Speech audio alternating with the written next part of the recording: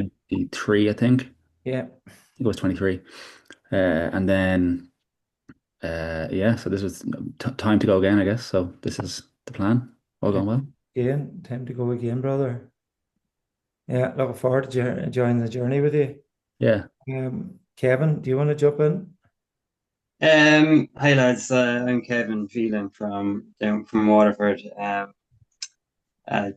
it's just kind of got back into hill walking there last year with Jason at Four Peaks, and then a couple of weeks ago we done Morocco, the Seven Peaks. And I just keep signing up for these things now. So this seemed Hmm. like the I don't know. It was either Himalayas or this, so I said I better start somewhere handy. Yeah. Yeah. Yeah. Somewhere handy. And Jason, do you want to kick in there? Yeah, Jason McAndrew, originally from Mayo, living in Tipperary. I've done Kilimanjaro a good few years ago. I tried Aconcagua before, didn't quite get there. Mhm. So I want to try and get back and do it this time. Back to the range.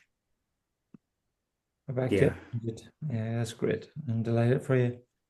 Um, so Sharon is my wife, and is your all your administrations coming through Sharon, your money, your bookings, your flights, your all that kind of stuff. She deals with that and does a great job. I completely lost without her.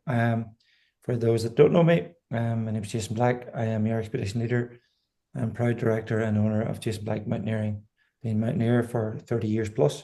Started as a Cub Scout in the Robinson Hall in Letterkenny, something that's really important to me.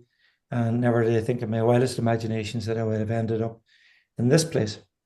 And I'm guiding now, I suppose, full time for 6 years, um, for another company, and now of late myself full time for my own business, and with a very strong ethos towards environmental, showing people culture, people, food, music, tradition, dance, looking after the environment as best we can, and showing more than the mountain.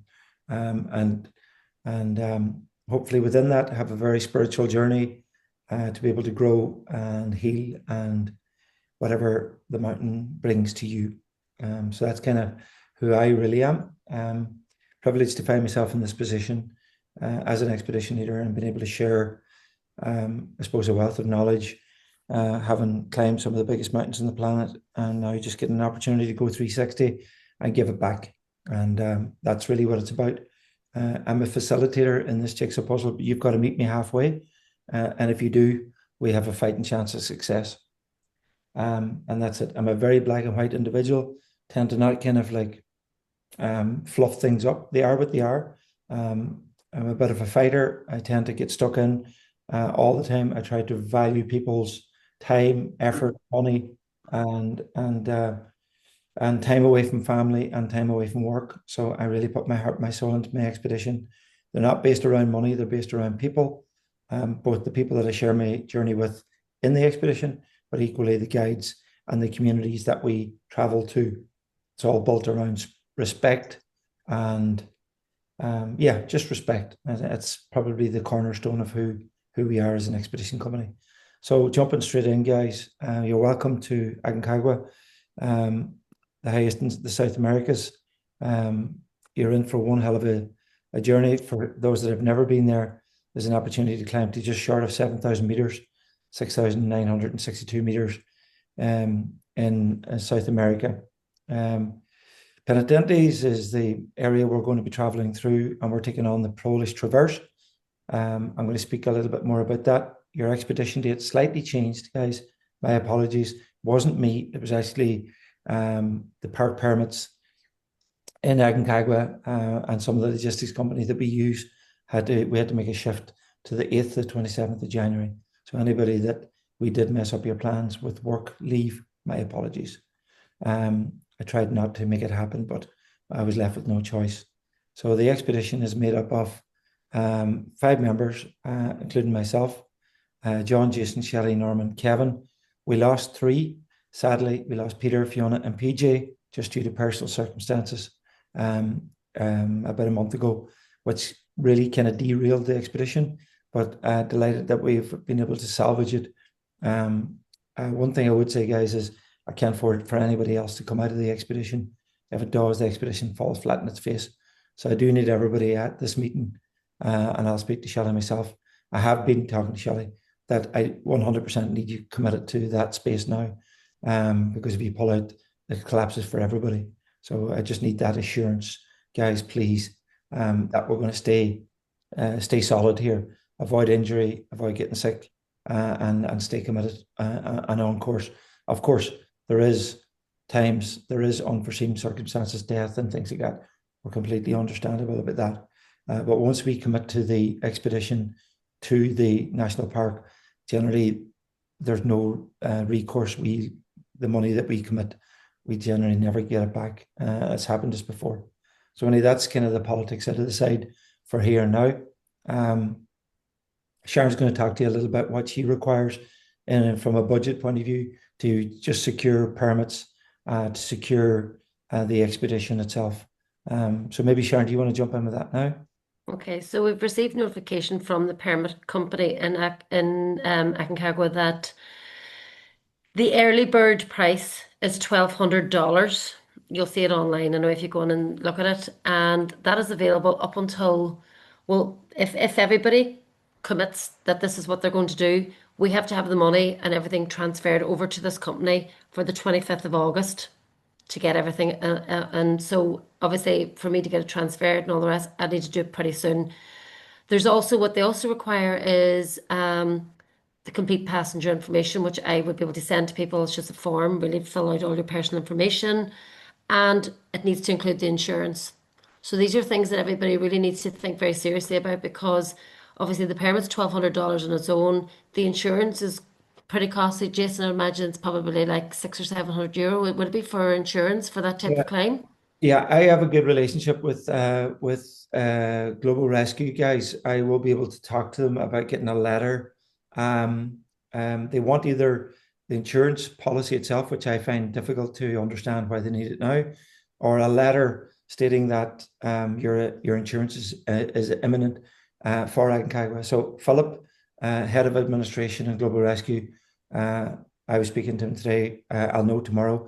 I should be able to get that letter covering all of us, including myself, so that that'll suffice the documentation that Sharon needs without us having to financially contribute. At this moment in time, we will have to buy our insurance come closer to the expedition, but we shouldn't have to pull the trigger on it financially now at the minute. Yeah, so anybody that booked on through the booking system will have already paid a 399. Sorry, I know it's all kind of money I'm talking about, but this is sort of my job in the business. So anybody who's booked on the platform has already paid a €399 deposit. Um, Between the deposit that we have to pay to the logistics company and the permit, the total deposit required at this stage is 1,799. So if you've already paid the 399, it's an additional 1,400 that will need to be transferred within the next week or that, so that I can get all this over on time and secure this permit price of 1,200. Now, they haven't said what the price for the permit is going to be outside of this time. Normally what happens is it goes up by a couple of $100. Now, it has got very expensive. When we started out in Aconcagua, it was probably about $760. Then it went to 900. Now it's 1,200. It's just, they just seem to have like a free rein, and they're just putting it up all the time. It's nothing to us. We literally take in the money, pay it over, and everybody has their permit. We don't make anything off this. So that's where we're at. I suppose as Jason says, we just need everybody to have a really good think about this, because we are going to need to request this money to pay it over. So you will need to, if you need to confirm with anybody or whatever, this is the time to do it, because I am going to be sending out a message looking for this at the end of the week. All right. So Sorry, Sharon. if any questions? Yeah, Sharon, can you just confirm, was it an additional 1,400? Is it? Yeah. So Yeah. it's okay. So we have to pay for the permit, and we also have Yeah, to yeah, pay. no, I just Oh, wanted to sorry, make a sure deposit to that the yeah. logistics company. So it's 17.99, but if you've paid already the deposit through, Yeah. if you booked on the booking app, but some people booked it directly with Jason and won't have paid the deposit yet. But if you paid that way, well, then you have already paid 399. If it's up to 1400, if you didn't, it's 17.99. But I'll be sending an email out to everybody. But I suppose what we would just ask is if there's anybody saying, you know what, I don't think I'm going to do this, or I'm not really sure, they need to speak to Jason about it sooner rather than later, because we're full steam ahead here with this expedition, and we just need to know where we stand. That's really it. Yeah. Because these, not like some of the companies that we deal with in Europe or even in Africa, they're very good. It's not like that in South America. Once you put in, once you commit, that's it. We've had to pay for people who have pulled out at the last minute, who haven't paid the money, and we're left sitting with the bill. Really, that's how they work. Yeah, so it's not ideal. So I'm just trying to avoid that, obviously, this time, and just see where we stand. So if anybody has any questions, you can certainly you can ask Jason, or I will be sending out an email and out to everybody, so you'll have my email address then as well. Yeah. Thanks. Cool. So Are, that, go are, ahead. are you about, Jason, in the next couple of days? I'm not. I'm heading to the Mourns on Friday. I'm working tomorrow. I have a full day tomorrow, but I'm back again on Monday, Norman. So Monday, Tuesday, and Wednesday of next week, I'm here, and then I've got Kilimanjaro next weekend, not this weekend, but the following weekend. So I'm heading off on the Friday. So I'm going to be available Monday, Tuesday, Wednesday of next week. I'll make contact with you for payment on Monday, Jason. Okay. You can actually That's no meet if problem. you want, because Sharon will be about all weekend as opposed to me, if that makes All sense. right, sure. Would it be okay then if you give me Sharon's number and I'll arrange a meeting with Sharon? Is that okay? I have your number, Norman, so I'll send you a message after this. Fair. All right? Yeah. That's fair enough, Sharon. Perfect. Thank you. Okay, guys. So sorry about that, but that's just a reality of what we're dealing with. I just want to blast through this. A lot of you will have read in the information pack and on the website all of the details really that I'm just going over again is there. You're all pretty experienced operators at this stage. Some on Mirror Peak, some on returning Aconcagua, and some more. Everybody that's on this trip is worthy of being on the trip. There's no lead weights on this trip. Everybody is pretty strong and has the ability to summit this beast. While Aconcagua, for all intents and purposes, isn't overly a technical mountain, it does present a serious altitude. In particular, the last 2 days. The last 2 days can really kick hard, and in particular, that very last day. It does require that mental strength. It does require people to have been at that well before. So on that final day on Murray Peak, or on that final day on any of the bigger climbs that you've been on with me, you know what it feels like to get into the gutter and just to stay in it. So you've been there before. That's just a slightly bigger in the overall context of altitude, but not a hell of a lot more. You're talking an extra 500 meters. But again, it'll feel a hell of a lot more than 500 meters. It's just due to the proximity of it and due to the geology of the mountain. It will definitely feel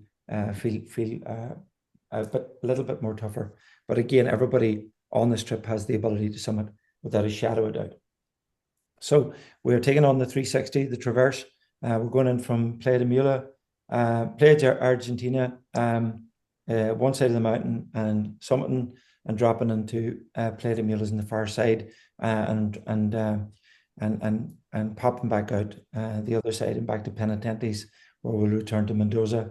The expedition, as you know at this stage, guys, is on the 8th to the 27th. You have to be in Mendoza for the 8th. So align your travel plans to be in Mendoza for the 8th. That is the day that we expect you to be there.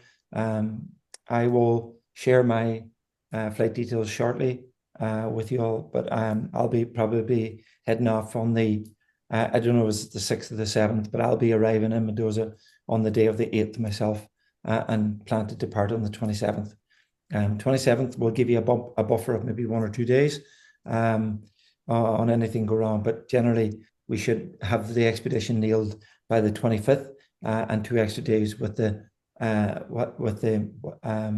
extra summit days if we need them, or if we've got to bunker down because of poor weather, just to give us that extra buffer We've gone a long way. We've invested in time, training, resources, time away from family, friends, and work.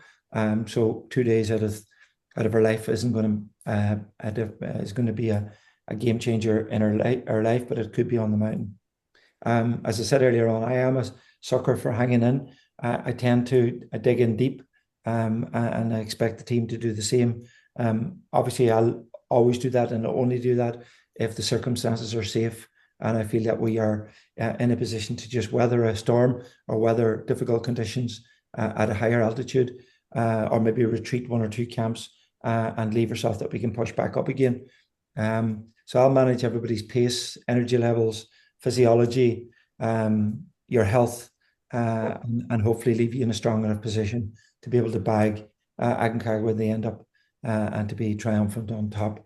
But again, like that, it's probably my 6th or 7th time being back.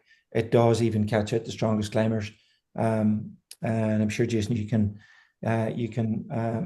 explain in your own time that story that you went through. What is the biggest thing that can catch you? Two, really. One is high altitude sickness. That means I haven't done my job properly. It means that the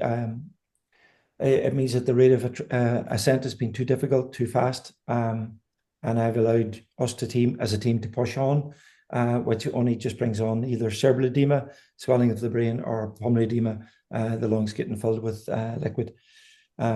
In that case, we'll be retreating to a safe level, hopefully steady things up, and hopefully maybe balance things out and go again. If not, it'll be an expedition finish.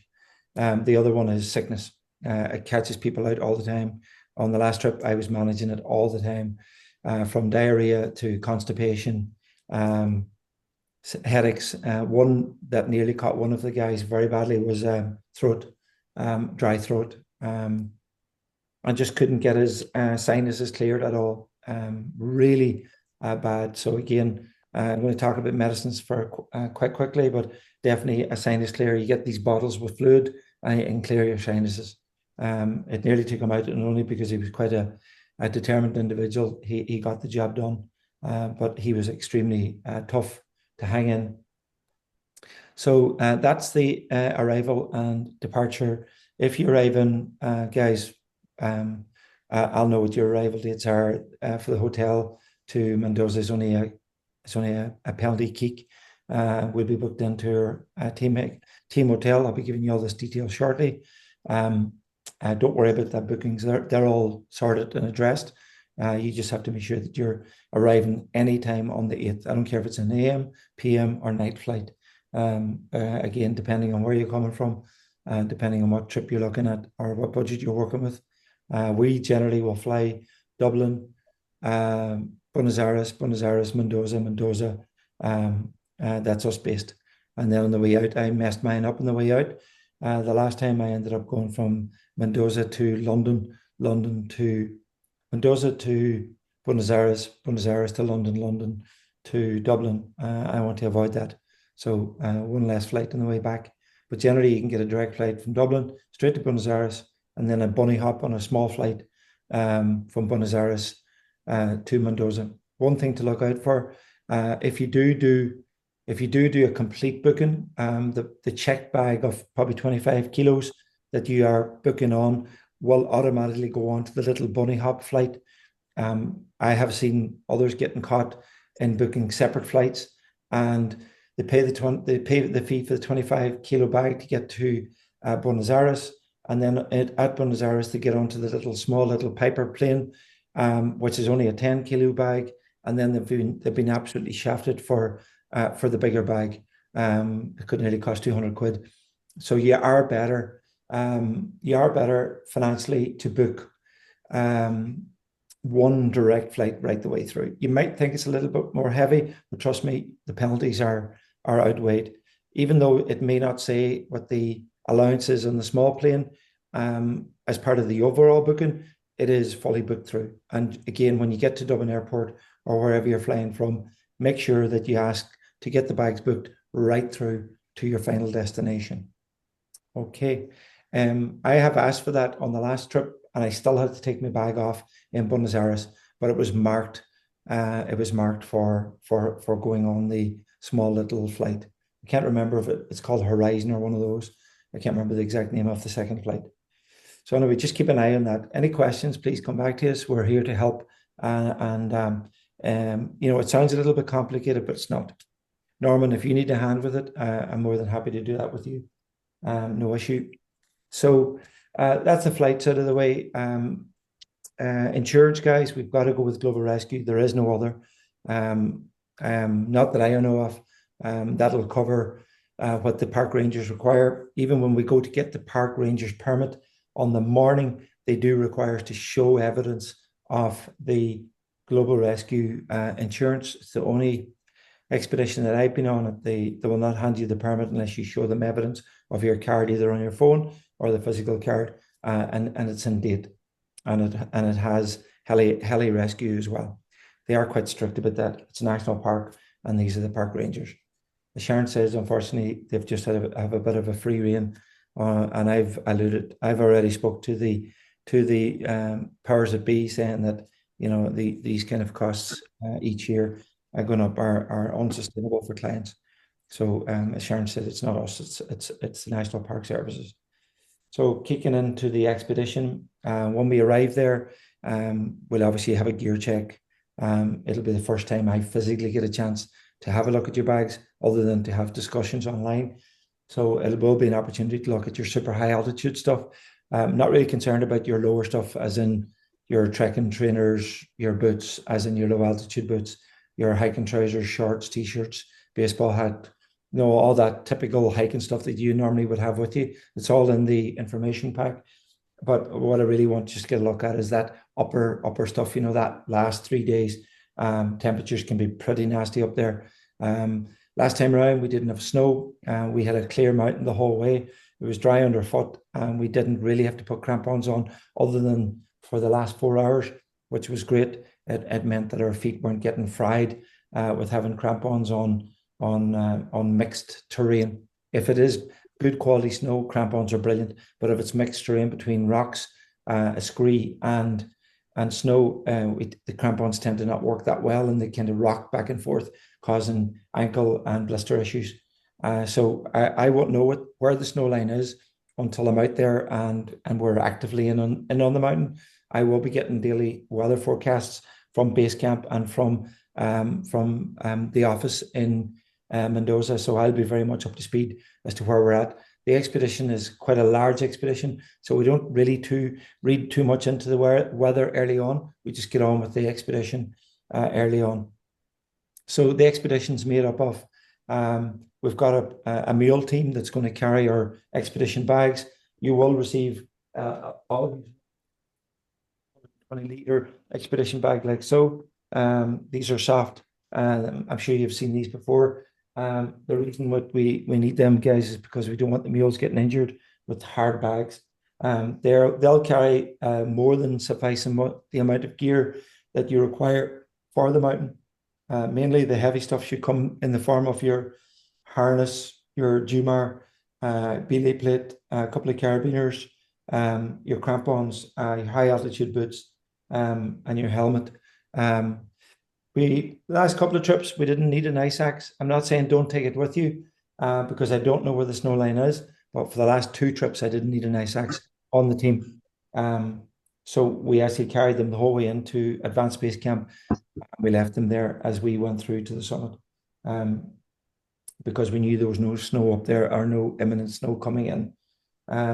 Their weather patterns can be difficult on Aconcagua. There's a weather pattern called an El Nino, which is an airflow movement that brings in severe winds, low temperatures, and snow drifts. They are pretty nasty. I've got caught in them several times. They've never beaten me. I've been able to read them, either weather them out based on the time that we have available, or have a strong enough team to work through them to eventually get to a clear level of weather, and then top out. So that's what I'm saying about being able to bunker down, or having the balls to just dig in deep and just go for it. Again, all working within safety. So there's never a stage that if I ask you to go, it's safe. It may be difficult, but it's safe. So I will never ask you to enter into a space on an expedition that is going to put you in harm's way.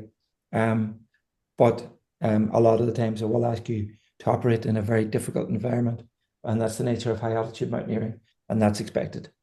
So the lower stuff, guys, without laboring it, it's pretty cool.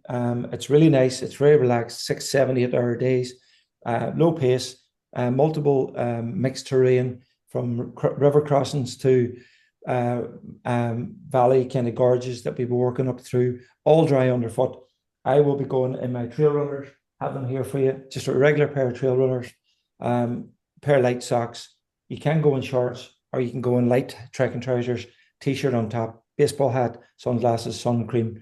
That's all you need. Backpack, I think 30.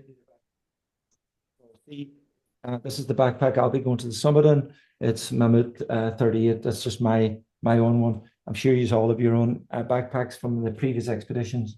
I like this one because it does house my ice axe and all my other stuff. And I just like the fact that I can get at my gear. It's got a hydration system built into the shoulder pads, which just leaves the ease of access for water and snacks. So that's my backpack, and that's kind of what I'll be using on the way in. I'll back it all up by having a small puffer or fleece, either or, so that if it gets chilly 4 o'clock in the evening, I can pull this on. As I said, like we are a moving expedition, so we pack up every morning and we load up the mule and we move to the next camp. Anybody that knows me knows I'm a purist operator. I do expect my team to set up camps. We don't do cotton wool. The reason being is a lot of this expedition training is in preparation for other stuff. It gives you hopefully the skill set that if you walk away, regardless whether you want to try to work on something bigger later on, at least you're absolutely in control of a major expedition from the point of view of setting up camps, setting up your own tent in difficult conditions, and at altitude. Whereas other teams can have porters setting them up for them. I tend not to like to do that.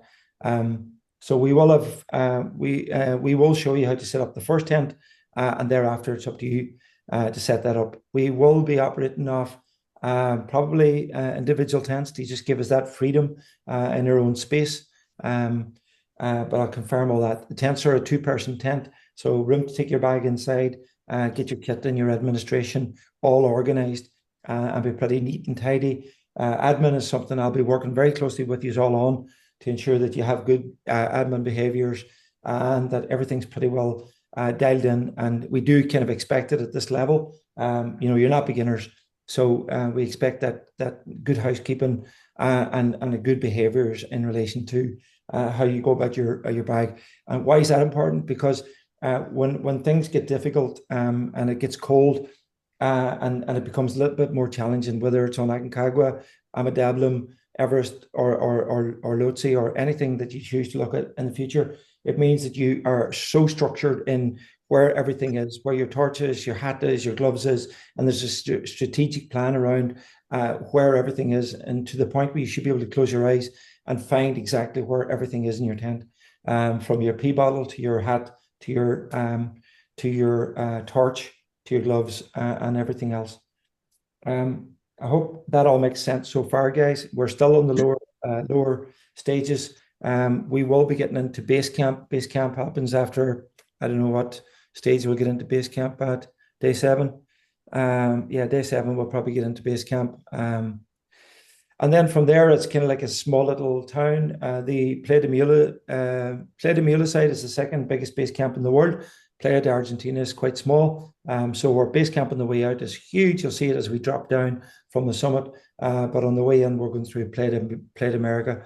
And it's a lot smaller. We have our own big dome, which is our dining tent. You're able to put all your gear in there. You can take all the stuff out of your big tent and set out like your I'll be giving everybody a space in there, and you'll have kind of like your boots and your jackets, and you can kind of have everything out on the ground, and it's a little bit more structured, and you can build your kit really well from that in the dining tent, because it is acclimatization as well as a strike camp.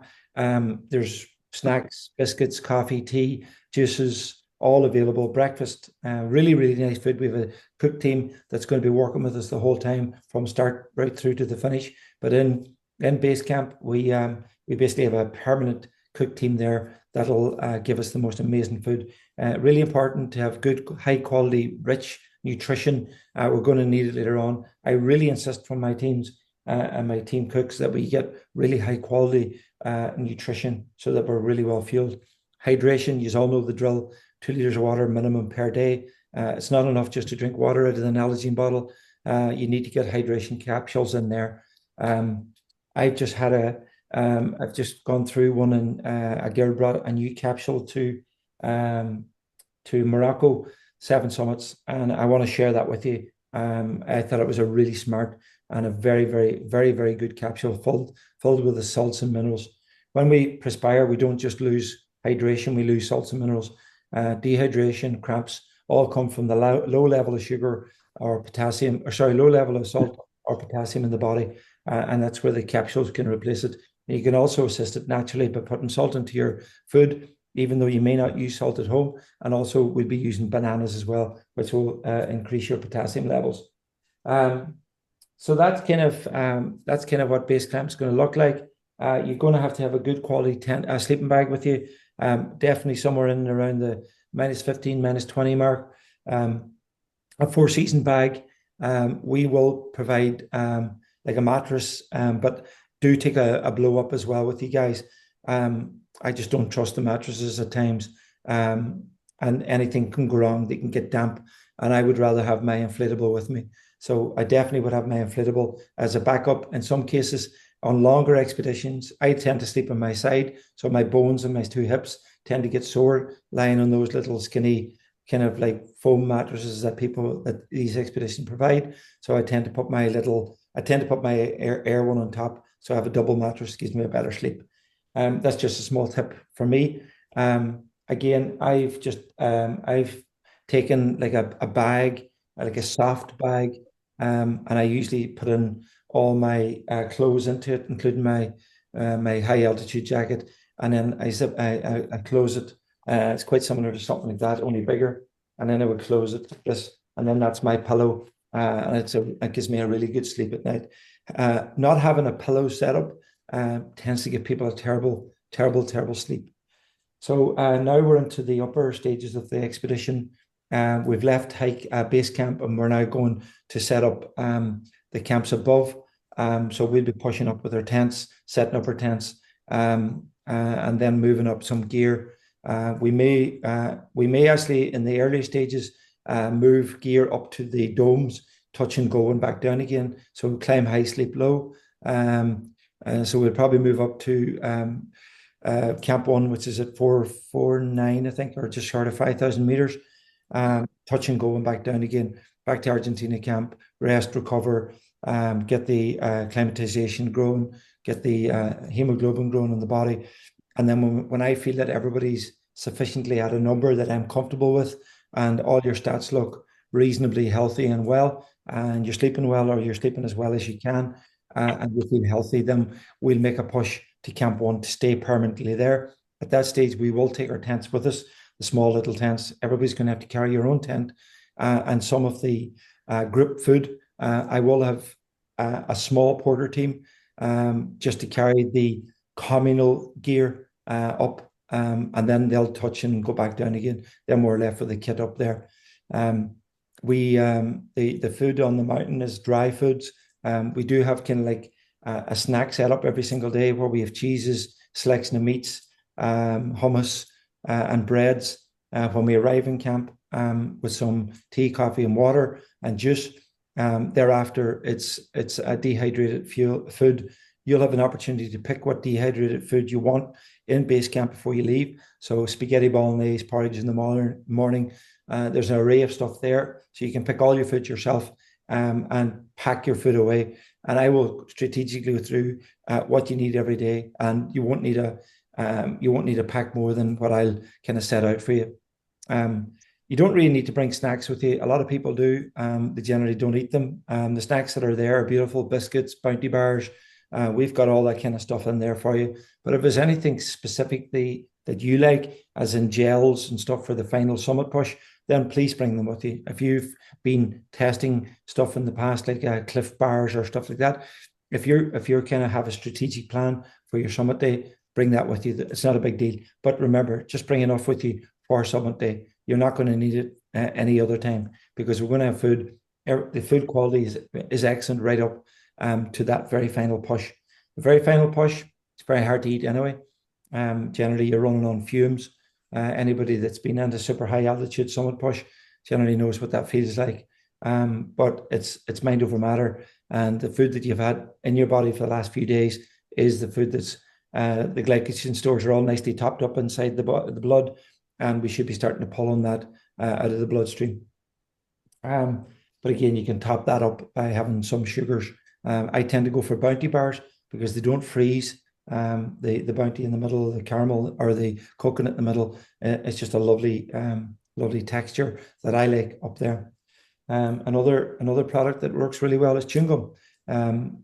Chewing gum keeps the saliva going in the throat. I tend to bring a little box of the hard shelled chewing gums with me. They're brilliant. They keep your saliva moving, keep your throat fresh. I'm going to come to medicines. I just want to stay on the climb at this stage. We're moving up then from camp 1 to camp 2. Camp 2 is a little bit more serious. It's a higher altitude. You'll definitely be feeling it up there. We're now at 5,500 meters. Our expedition bag is probably about 10 kilos at this stage, because we're moving gear up into that camp 2, but we've still got to move it to camp 3. So camp 2 back to camp 1. Camp 1 now becomes our new base camp. That's where our acclimatization is going to be. We'll sit it out at camp 1, and then we'll return to camp 2 again, where we're then going to use camp 2 as our new strike camp. So from camp 2, which is at 5.2, we're going to be moving to camp 3 when I feel that we've got the process right. I won't be hanging around up there, because at those altitudes, your body is kind of, it's not that it's in the death zone, but it is struggling. Sleep deprivation, lack of sleep, exposure to the cold, and also just exposure to the elements can kind of bring a negative effect to your physiology. So it'll be in and out. So camp 3 for one night, 6,000 meters, and that's just ready to go. So camp 3, we'll get in, we'll get fueled, we'll get a bit of a team briefing. We'll have made a decision on what time we're going. I just want to talk about that for a second.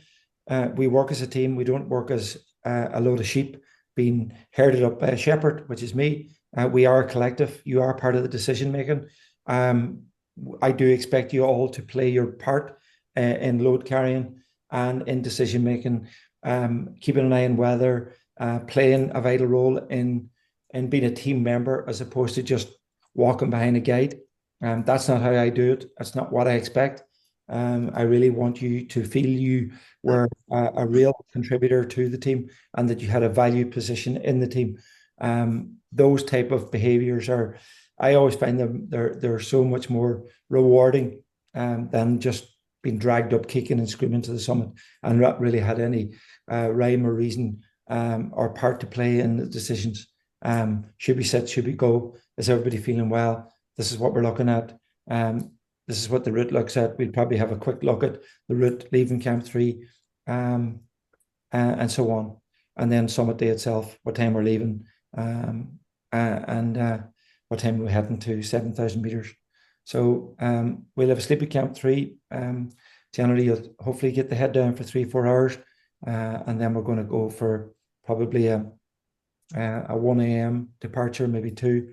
Again, depending on how the teams, this is only just conversation, depending on how the team's moving and how I see them, their speed and their efficiency on the mountain, that'll determine what time we're going at.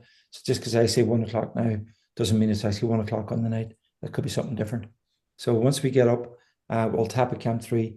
Tap to the summit, back to camp 3, have a sleep at camp 3, and then the next day, early the next morning, we'll be making a direct beeline for Playa de Mula and base camp, where we'll be able to enjoy a beer and some light refreshments and recovery, and please God, so much success as we make our way back then, day 16 then to Penitentes, and Penitentes back to Mendoza. So that's kind of the rough itinerary. To quite a few listening, a lot of that will have gone over your head because some of these names you won't have known, but just planting the seed of kind of how we move. You don't have to get bogged down about what did he say there, what did he say there. The names are irrelevant just at this stage. But the itinerary that I have set out isn't far away from what the itinerary is going to be. So high altitude gear, what are we looking at? I'm going to show you my boots. These are a 6,000 meter boot. These are what are they again? Can't remember. Spantic, La Sportiva Spantic. I've had them for must have been 10 years at this stage. They're a double skin boot. It means that there's a boot on the inside, and then you've got an outer shell. So the boot on the inside is the insulation, and the outer shell is the protection. They're a B3 solid sole, which allows a crampon to be clipped on here and clipped on here, and crampon will be available. So that's the type of boot that you'll be looking at. We can talk about hire, or we can talk about purchase, but you definitely need a bit of that quality. Just back a step, you can use that type of approach boot on the way in, a trekking shoe or a trekking boot. It's up to you. You can take both if you want. There's no issue with taking both.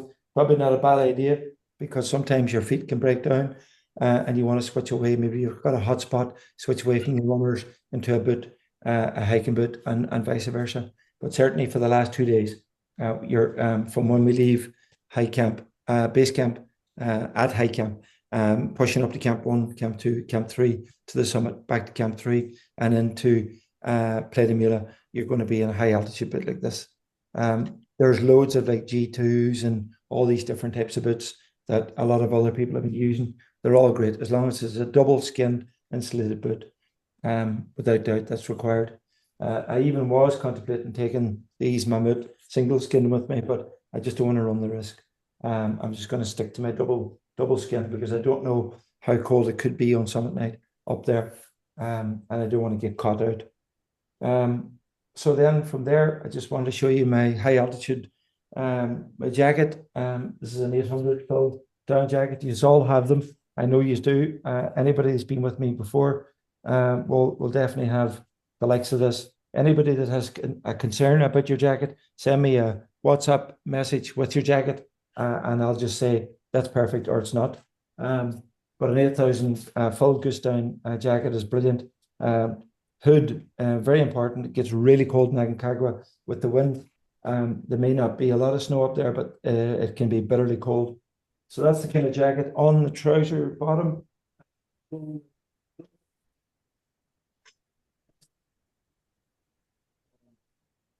these are the Rab Phantom, I think they're called. Yeah, they're a kind of synthetic insulated trouser. I'll pop those over the top of my hiking trouser. I don't tend to go for them if I don't need them because I tend to run hot, but they are there as an SOS. And then if it got really windy, which it can be on that section just below the caves, on that kind of like really exposed winds coming in from the right-hand side as we go to the caves to turn left to go up to the summit, you may even have to pull on your shell trousers to keep the cold out. The insulated trousers won't keep the cold out. They'll keep the insulated heat in, but that's where you need to back it up with you having your shell trousers. So the shell trousers is a typical pair of waterproof shell trousers. It's kind of like SOS, and then a complete SOS is your shell jacket, just your typical Gore-Tex jacket, which you all have. All right. Just want to talk about a little bit about gear. Obviously, crampons, regular. These are the G12s or G14s, just regular gravel crampons that clip onto the boot. These are a semi-automatic, which means that they clip in at the back, and then there's a wrap around on the toe, which that's what semi-automatic means. It means that it's kind of like automatic at the front and then a semi-fix on the back. That's what that means. if you haven't tried the crampons with these boots, you may need to get an extender bar in the middle. And there's an extender bar here which gives you more girth, because the bigger boots may require it. So just don't arrive out saying, "Oh, you have a pair of crampons, but I've never tried them on," and then realize the bar in the middle is too short. Okay, harness wise, just a regular everyday harness. The Great Outdoors, just to let you know, guys, are going to do a rental package for us. I was talking to Ken yesterday. I'm looking to get a final number from him on the likes of a Jumar, the likes of a belay, the likes of a harness, the likes of an ice axe. Can hire all the stuff and give it back to them again at a pretty low cost.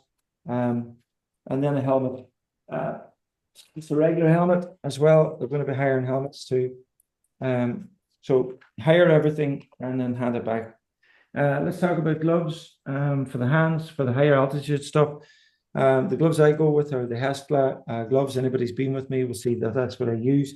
I usually back these up with an over. It's like a Gore-Tex mitt. It's just there's no insulation in it. It's just a Gore-Tex windbreaker. I tend to find that really supports these gloves. These are an insulated glove on the inside that separate out. I've got two types. I've got this kind of like a I don't know what you call it, synthetic kind of a sleeve. I've also got a kind of a down inner, and this is literally is like a plastic bag that works a bit like a shell jacket. So the shell on the outside keeps the water and keeps the wind out, and this here does the thermal work on the inside.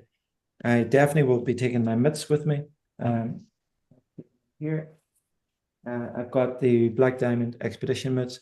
Again, Ken's going to be doing these as rentals as well, which is great. It means you can get really good high quality mitts and leave them back again. All part of an expedition package and rental. I think he's actually going to be renting jackets as well, but I'm going to have more information on that for you in the next few days. So just bear with me on that.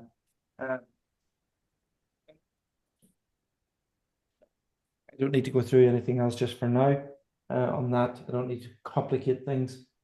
Wally had. Sorry, Jason. Go for it. Where is the Great Outdoors shop? Where would you go? Great Outdoors, if you just Google it online, I think it's in George Street in Dublin. Okay. I've also got a discount code called GOJB15. GO, so G for Great, O for Outdoors, JB, Jason Black, 15. And that'll get you 15 or 20% discount. So a regular woolly hat, just an ordinary woolly flat hat. So I'm going to take with me, if not two, good for sleeping in at night, good for when it gets cold at night. Head torch, I'll be taking two head torches with me. I'll be taking one head torch, which is got regular batteries in it. Again, a little tip that I share with everybody is always take the top battery closest to the button out, turn it around the opposite direction, put it back in again. That means then that your light won't switch on in your bag, and then at least you know which battery to turn around to get your light to work properly is the one closest to the button. So that's all I do. So I just take that one out, pop it around, voila, that's it. So then it means that I just leave it like that, and it's not going to switch itself on. The other one that I'll take with me is I'll take same Black Diamond, but it'll be probably the little cube in the back. It's got the plug in at the side of it. I'll take spare batteries for that just in case I get hit. And then I'll have a power bank, just a regular power block, pretty good one, which gives me 15 or 20 charges on an iPhone. It gives me the same on torches and stuff. Power, we don't have power up there, guys. There is no solar panels. There is at base camp, but beyond base camp, there is none. Between leaving Penitentes and getting to base camp, there's none. But at base camp, we have a solar charge there. You can buy Wi-Fi there if you want. I found last year our guys bought the Wi-Fi in advance, they paid too much for it, and they were able to buy it at a fraction of the price in base camp. You might want to buy Wi-Fi for a day, basically to kind of touch base with home or put up some social postings. Thereafter, once we're back onto the mountain on the upper stages, no Wi-Fi until we get down, or charge till we get down until play the meal on the fireside. But you'll have everything charged. Captured, I generally capture everything by my phone. I bought myself one of those 360s. I tend to record everything and not edit it. So it just shows you where my skills at when it comes to editing. But I capture everything, and then when I get time, I tend to put a little bit of a reel together when I come back. So I'll be taking 2 Nalgene bottles with me. Again, you all know the drill. Fill them up at night with hot water, put them into your sleeping bag, mix everything toasty. After about an hour, take them out of your sleeping bag. You've left yourself with a beautifully warm sleeping bag to sleep in for the night. Set them beside your sleeping bag, and in the morning time they're lovely and cold. And then you can start your hydration, where you can get nearly one of these down, chug one of these down before breakfast. That means you're one up, and you should be looking at maybe 3 over the course of the day, which is pretty good. It's hard to drink 4 liters. I find it very difficult to drink 4 liters. High altitude gear, all I'm going to be wearing, I'm not going to be bringing extra trousers or heavy trousers or none of that kind of stuff.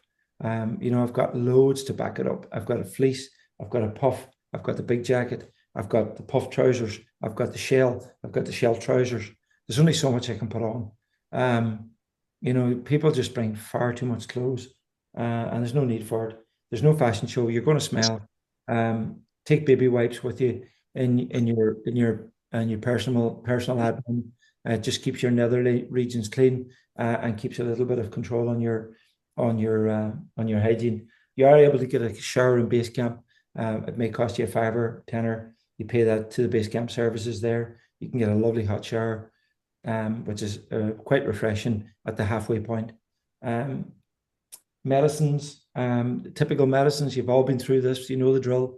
You want an antibiotic to be able to deal with the ears, the nose, the throat, and the chest. Amoxicillin is a really good antibiotic. I've been using it for years. It tends to tidy all that up. It also helps with any GI issues as well. GI issues, which is diarrhea, generally comes in the form of Imodium. You've got the scoots. You've either got it through water, or you've got it through a foreign body in some food. And you need to get that bunged up. So that's where you need your Imodium with you.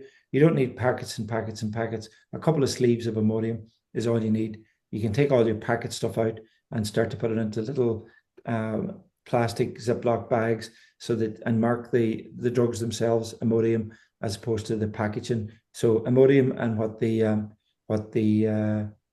the formula is, as in 3 a day, 1 a day, or whatever. The other one that we've come across lately is a laxative. People have been getting bunged up, so the opposite. They can't go to the toilet for days, and it really, really attacks the system. We've had it before, and it's taken a few people out on expeditions. We didn't have it on Aconcagua before. We've had it on Island Peak and Murray Peak off late. No rhyme or reason, just their gut stops working, and their digestive system isn't really healthy. The other thing to look out for is headaches. Regular paracetamol, just a regular paracetamol is perfect. Ibuprofen for swollen joints, knees. If you've maybe picked up an injury, the ibuprofen will definitely help with the inflammation.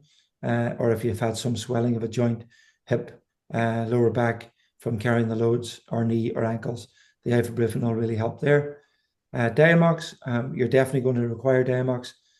If you're a little bit ethical about it all, that's fine. The climb's going to be so much harder without it. It's a free pass. With Diamox, without getting into the science of it, it burns off a little bit more CO2. It leaves your body in a better position to deal with hemoglobin growth. There's a little bit more tech to it, but that's all you need to know. I now go for one full tablet in the morning, 250 milliliters. I used to go for half in the morning, half in the evening, but I found the half in the evening was making me piss all night and disrupting my sleep. So a full one in the morning with my breakfast.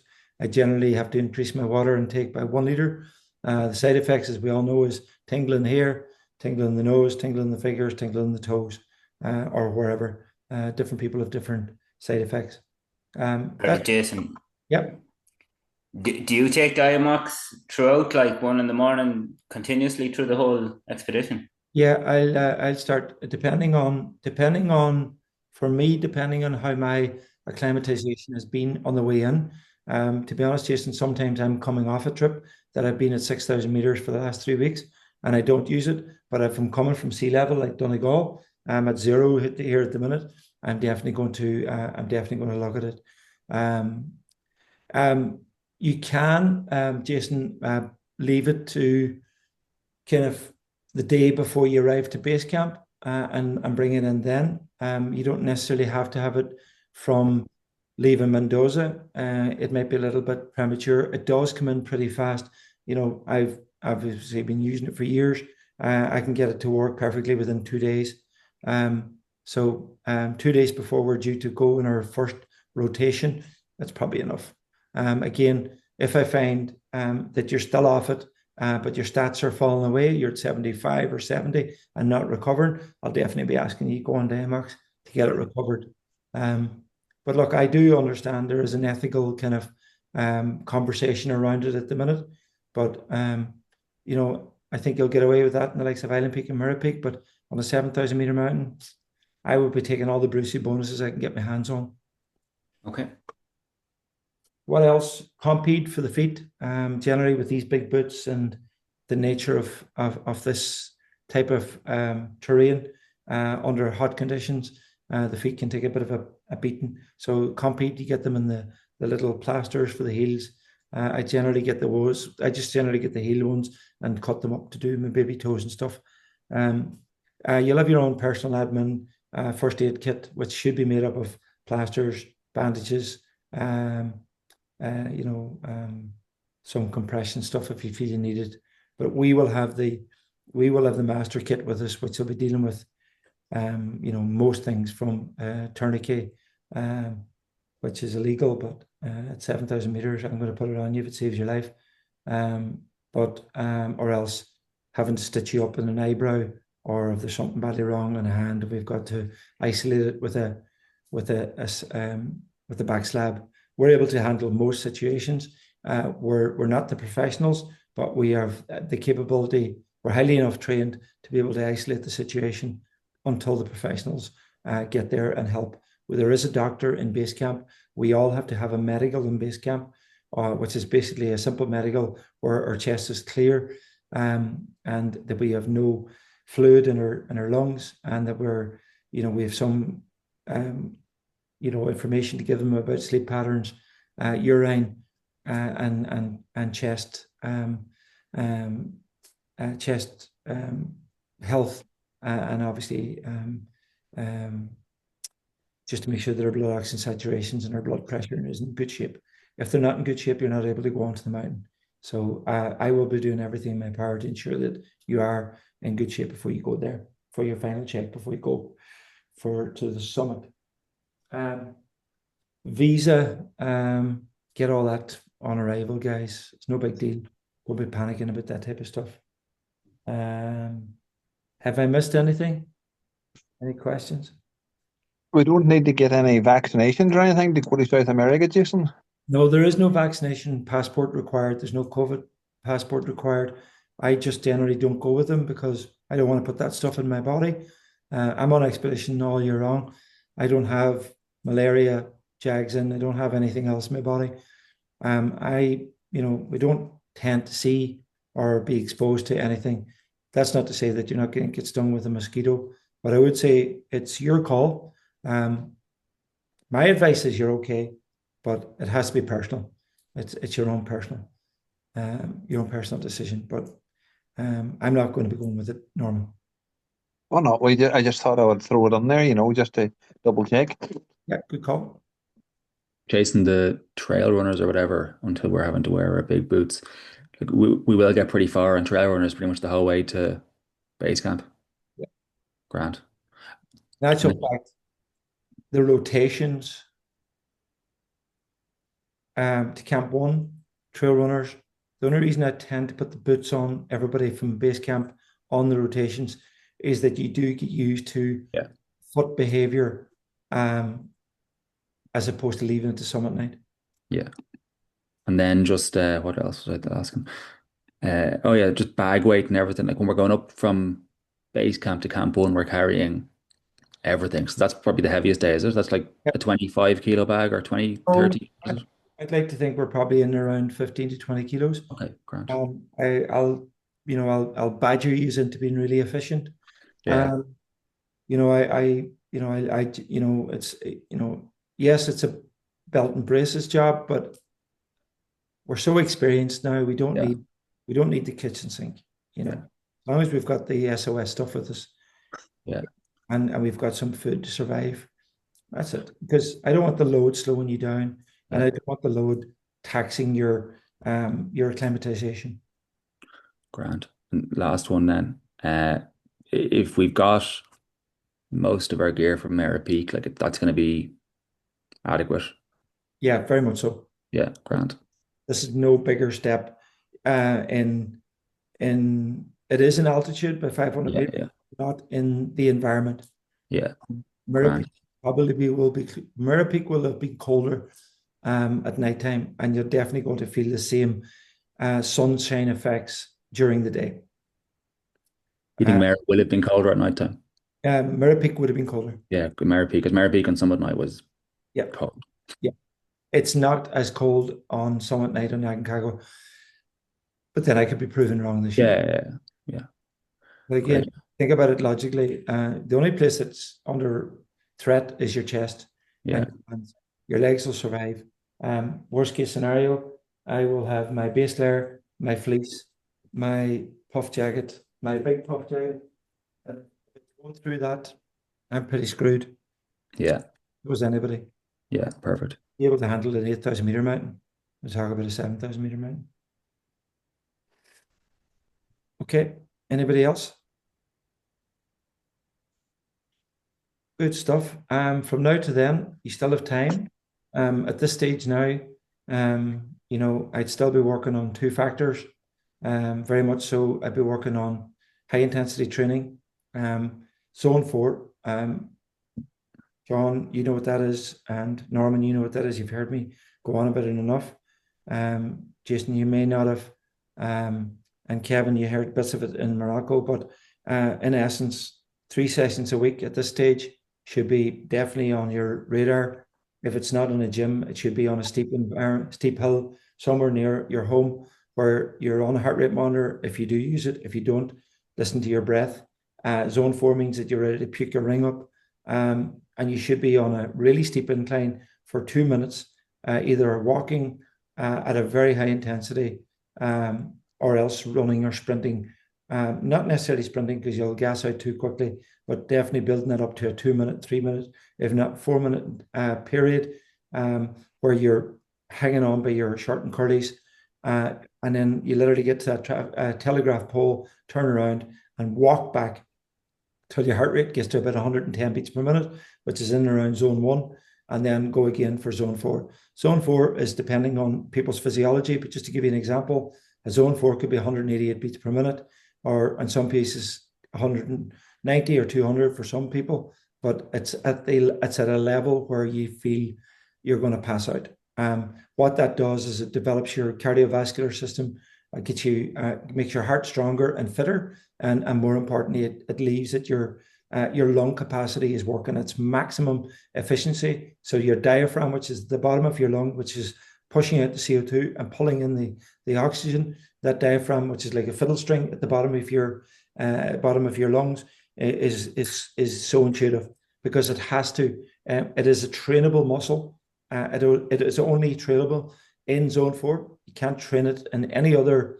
It doesn't really. Yes, you can train it in zone two, but it just works as literally a. It doesn't work in a very structured manner that it would have to at zone four, where it has to be so efficient and so intuitive to getting rid of the carbon monoxide and oxygen in on maximum demand.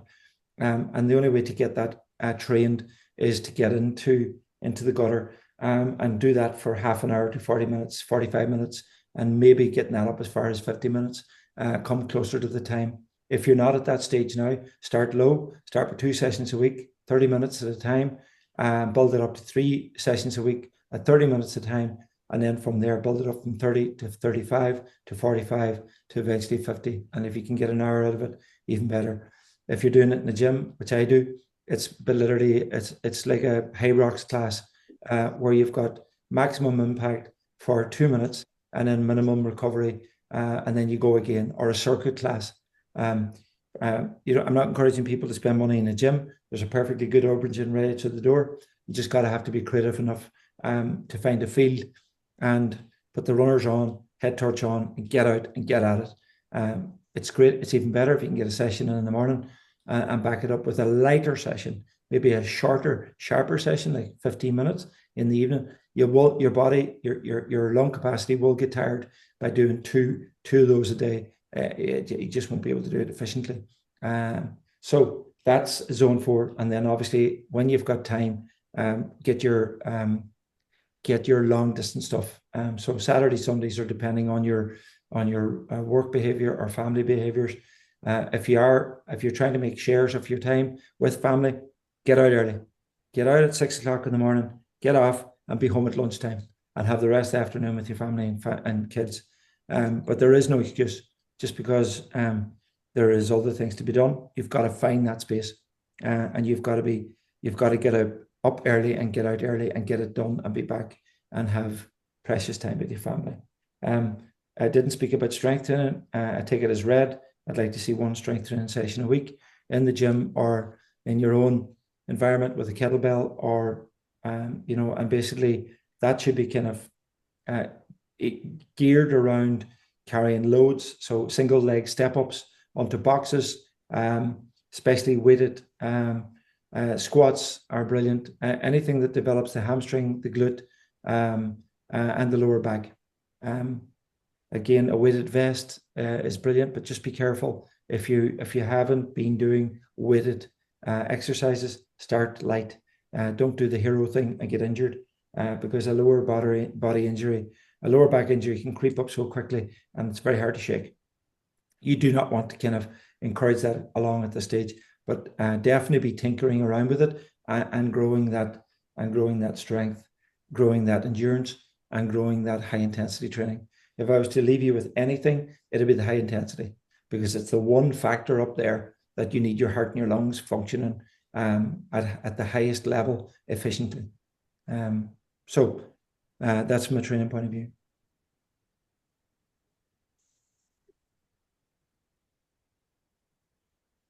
Okay, one last call for questions. I won't be leaving you here, guys. This is just kind of a synopsis as to the expedition, what lies ahead, what's expected in the final stages, both of myself and of yourself, so that we're all on the same page. I'm really excited about getting back to Aconcagua. I think it's one of the most incredible mountains. Yes, it's expensive, as Sharon pointed out, but the rewards are amazing. It's a once-off. Hopefully Jason gets up this time.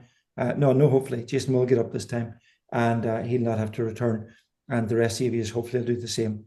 I have a responsibility. I'll do absolutely everything in my power, first and foremost, to keep you safe, to have fun, and to back it. And thereafter, we'll get back to Mendoza and enjoy a lorry load of wine and good steak. That's it. We'll be in constant conversation from here on in. Bit of radio silence for me for the next 3 weeks as I'm out in Kilimanjaro, but certainly start sharing conversations among yourselves. Don't be afraid to post up what you're doing training wise. Let it be inspiration to another team member. It's not as if you're bumming that you're out doing a 10K run or a 50K hike. Pull it up. If that's what you're doing, pull it up. Show everybody else what you're doing and be proud of it. And hopefully that'll inspire the others to match it. So don't be hiding behind the wire. Be inspirational and be empowering to each other. We are a team. We are not individuals. One person's not going to climb this on their own. I have this mantra: one team, one dream breeds one success. And we'll start as a team and we'll finish as a team. We'll fight as a team and we'll bunker down as a team and we will fucking summit as a team. And that's it in a nutshell. So for now, let's leave it there, guys. Jason, sorry. You say you were going to throw up your flights. Yeah, I'll throw them up. I just need to talk to Sharon to see where I'm at with them Yeah. and get that organized. so that you can You kind know, like it's only five of us on the team, is it? That's probably a positive thing, really. Like, well, it's concentrating each other. tell you what that leaves, Kevin. That leaves us pretty dynamic in our movement. We're not kind of, if we need to move fast or if we need to do something quite lively, we're not dealing with like 12 or 15 like a cattle mart. We can Yeah. we can move pretty quickly. We're a very efficient as an expedition team. So yeah, it's actually a good thing. It's not a negative thing. I suppose it's It'd just probably be like only 3 or 4 tents to put up each camp, that's each it. night. Then That's it. It just leaves it margin wise financially difficult. That's why I can't afford to lose anybody at this late yeah, stage. But like we're okay. We're okay at this stage. We just need to stay on track, stay injury free, and leave ourselves ready, and kind of use the early stages of the expedition as a fun, light-hearted approach. And then when we get into the business side of it, which is above base camp or at base camp, then you'll see the shift. Then you'll see, right, we've got a job to do. Let's get it done, and then we can switch back to the fun side of it and get out of there. Any last questions, Norman, Jason, Kevin? no, all good. Yeah. All Well, good, thanks. all informative. Stuff. That's good. So if I have missed anything and we come off the call, put it into the WhatsApp group so that we can all benefit from the answer. Because I generally find if I have forgotten something, these are all thinking the same thing. So that's it, guys. Stay strong, stay committed, and stay training. Be smart, but don't be behind the wire on your training. This is a fucking hard climb, boys. It is much. It's harder than Mirror Peak. It's another notch up, and in every way. And Kevin, you probably haven't felt that of this magnitude, but coming from your army background, coming from what I seen with you in Morocco, you're absolutely gonna rock up here. So don't think, oh, I'm behind the wire with the rest of them. You're not. You have it in the tank physically and mentally, and the rest of you have had exposure at altitude and you know what to expect. All right. Yeah, Adios, cool. amigos. I am going to switch off for the evening. It's been a long day, and we'll talk soon. Good Best stuff. of luck in Africa. Good stuff. Yeah. Right, Jason, thank you. Good luck. Cheers. See you later, Good Evan. luck. Here, keep pushing.